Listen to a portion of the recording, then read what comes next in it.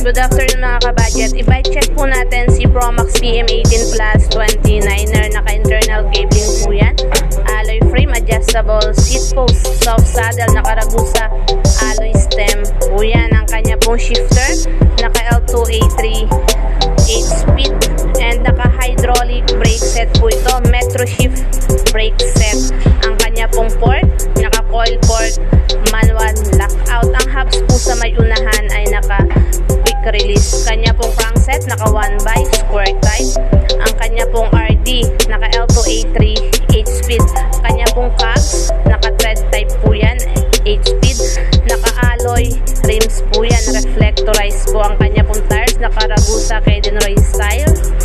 Sukat na 29 by 2.125. SRP price 8,500 pesos. Cash price 7,819.